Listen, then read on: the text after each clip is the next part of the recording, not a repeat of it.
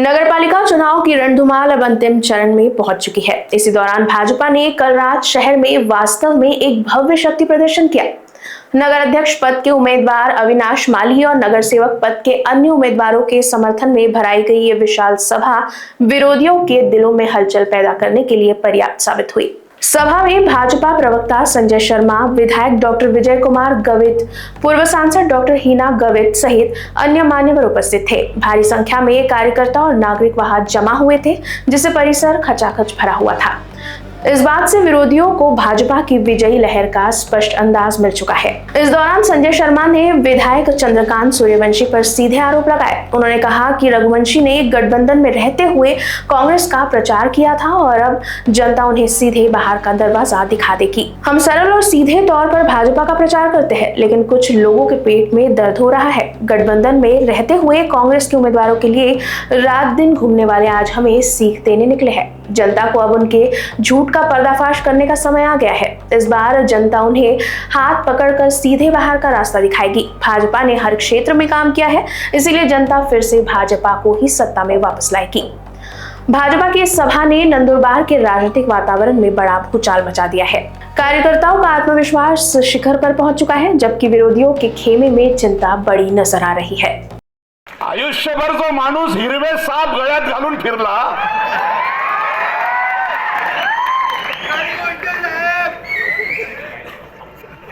आयुष्यभर ज्याने हिरवे साप गळ्यात घातले, त्या भैयाच्या गळ्यामध्ये हा भगवा शिवसेनेचा आणि हा शिवरायांचा कधीच शोभून दिसणार नाही।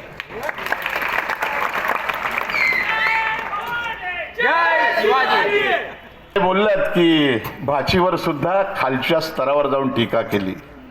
आरामखोर म्हणजे खरं तर सांगू का कि सांपों के मुकद्दर में अब वो जहर कहां, सांपों के मुकद्दर में अब वो जहर कहां जो चंदू भैया आजकल बातों में उगलते हैं।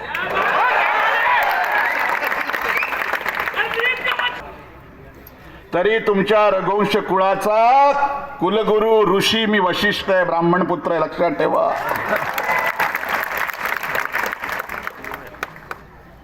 अरे तुम्ही तुमचं काम करा, तुमच्या पक्षाचं करा, आम्ही आमचं काम करतोय। काही आहेत ना आमचे पण भडवे मॅनेज झालेले।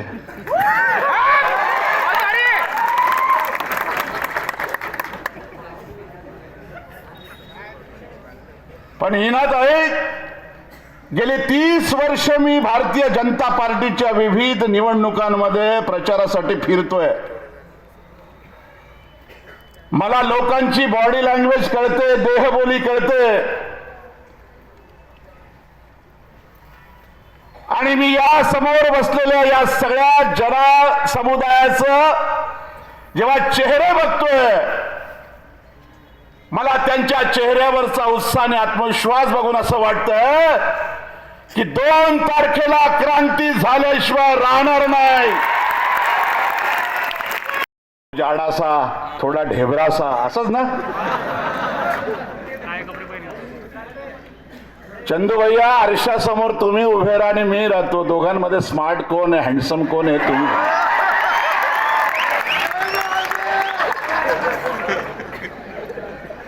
अरे मी माझ्या पक्षाचं काम करायला आलो, तुम्ही युती असताना सुद्धा गद्दारी करत होते।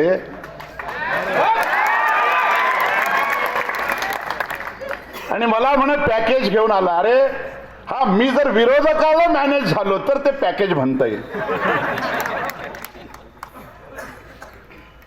माझ्या पक्षात माझ्या सभेसाठी भाजपाचा विचार सांगण्यासाठी जर मी कमळ चिन्ह घेऊन उभ्या असलेल्या उमेदवारासाठी आलो तर यात पॅकेजाचा काय संबंध आहे? अरे पॅकेज तर तुम्हाला मिळालं असेल, आयुष्यभर तुमचे वडील आणि तुम्ही काँग्रेसचे, आणि राजकारणात आता तुमचा टिकाव लागावा म्हणून तुम्ही शिवसेनेत आलात।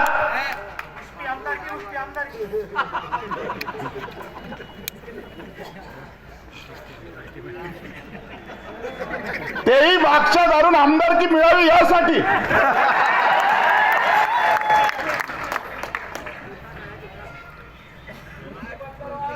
मला ते बोलले की संजय शर्मा स्वतःच्या ग्रामपंचायत मध्ये सुद्धा निवडून आला नाही. खरंय? अरे मी उभाच राहिलो नाही, मला 3 अपत्य बाबा.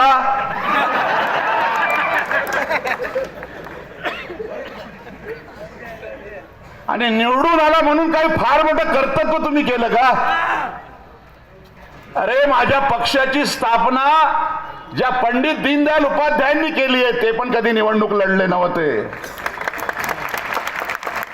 पण आज त्यांच्या पक्षाच्या नरेंद्र मोदीच्या नेतृत्वात शेकडो खासदार, शेकडो आमदार या देशामध्ये निवडून येतात.